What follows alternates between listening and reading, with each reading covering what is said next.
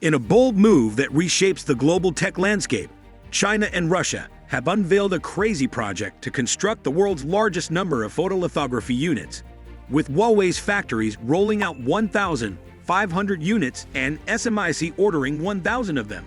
Can they leap ahead to dominate the 2-nanometer chip technology race? Stay tuned as we delve into the details of this groundbreaking development.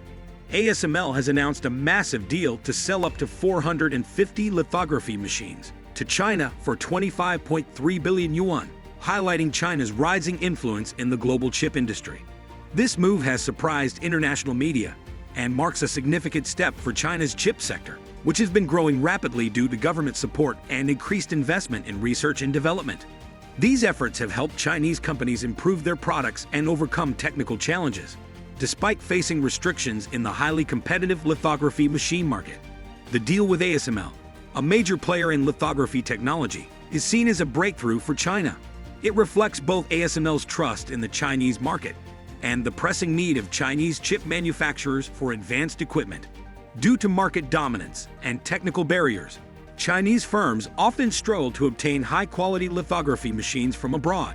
The ASML agreement is key to overcoming these obstacles. The journey to this agreement involved detailed discussions on technical aspects and pricing, with both sides working through various challenges to reach a mutually beneficial arrangement. This landmark deal not only shows the potential and promise of China's chip industry, but also signifies a pivotal moment in the relationship between ASML and Chinese enterprises. The highlight of the event was ASML's announcement to provide 450 lithography machines to China, sparking widespread interest in the global tech community. Foreign media quickly covered this development, praising China's growing chip industry and noting that this deal would greatly enhance the production capacity and efficiency of Chinese chip manufacturing, pushing the industry to new heights. The end of this event doesn't mean the end of cooperation. Instead, it marks a deeper and wider collaboration between the parties. With the integration of these machines, Chinese chip companies are set to boost their innovation capabilities, speeding up product improvements and upgrades. At the same time, ASML will continue working with Chinese firms to increase its market presence and global influence. This deal significantly accelerates the advancement of China's chip industry, encouraging competition and cooperation within the global chip sector. The rise of Chinese chip companies is set to reshape the global industry landscape, increasing openness and diversification in the global chip market. This move will likely prompt more countries to invest in and prioritize their chip sectors, driving ongoing innovation and progress in the global tech world. Reflecting on this event, there's a strong sense of pride and excitement about the rise of China's chip industry, moving from reliance on imports to boosting local research and development, and from following to leading. Chinese chip companies have demonstrated their strength and potential. They support the transformation of the Chinese economy and contribute significantly to the global tech industry. Looking ahead, the Chinese chip industry is expected to maintain its momentum, with technological advancements and market growth positioning Chinese firms to play an increasingly important role globally.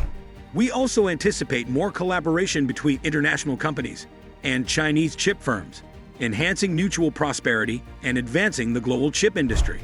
In summary, ASML's sale of 450 lithography machines is a major milestone for China's chip sector, highlighting its strength and potential and marking China's growing influence in the global chip industry. The future looks bright for China's chip industry as it continues to contribute to global tech advancement. Huawei is once again aiming to break into the lithography machine market, planning to set up a large research and development center in Shanghai with an investment of 12 billion RMB. This move comes even though ASML, a major player in the field, spends over 10 billion yuan annually on R&D in the Netherlands alone. Despite Huawei's impressive R&D budget of over 160 billion yuan last year, with profits of 87 billion yuan, they're left with about 10 billion yuan after dividends, a tight budget considering the high cost of developing lithography machines. This strategy seems risky, with little margin for error or further investment. Huawei's approach might be supported by its unique employee shareholding structure, which acts as an internal financing mechanism. From 2018 to 2020, Huawei raised 138.3 billion RMB through rights issues, akin to multiple rounds of financing, helping it expand across various sectors during tough times. This mechanism isn't new for Huawei. 20 years ago, during a significant crisis, Huawei relied on equity placements by its employees to survive. Founded in 1987, with just 20,000 yuan, Huawei struggled to pay full salaries, paying half with the promise of high-interest compensation by year-end. Facing dominant international competitors and few orders, internal financing became crucial for R&D. Ren Zhengfei's early decision to convert unpaid salaries into shares, with high interest paid as dividends, laid the foundation for this innovative financing approach. This strategic move indicates Huawei's determination to advance in the lithography machine sector, despite financial challenges and intense competition. Over time, as profits increased, so did the enthusiasm and financial rewards for Huawei's employees.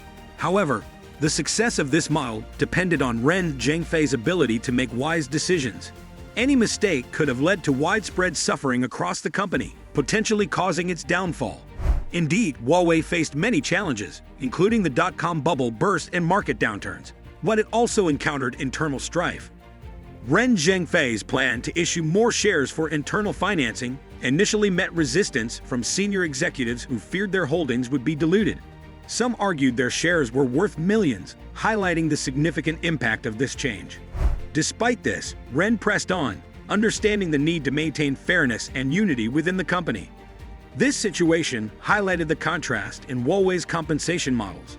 Executives saw their income increase geometrically based on qualifications, while ordinary employees saw slower arithmetic growth based on their contributions. This created resentment among newer employees who felt overlooked due to their smaller share allocations. To address this, Ren launched a large-scale rights issue targeting new and lower-level employees, allowing those around 45 years old to keep their shares into early retirement, with annual dividends between 500,000 to 1 million yuan. This move reinvigorated younger employees and helped with generational transitions within Huawei, ensuring ongoing vitality and continuity. Later, Ren implemented further equity reforms, keeping a minimal stake for himself and transferring most ownership to a union representing actual employee shareholders. This ensured Huawei's future was in the hands of those who work for its success daily.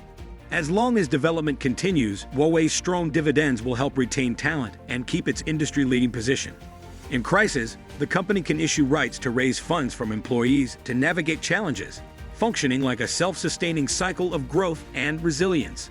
By directing resources towards extensive research and development, Huawei ensures optimal use of funds, whether for employee benefits or project-driven R&D. This careful capital management helped Huawei overtake Ericsson, becoming a global leader in communication equipment. Under leaders like Yu Chengdong and Ren Zhengfei, Huawei embarked on ambitious projects.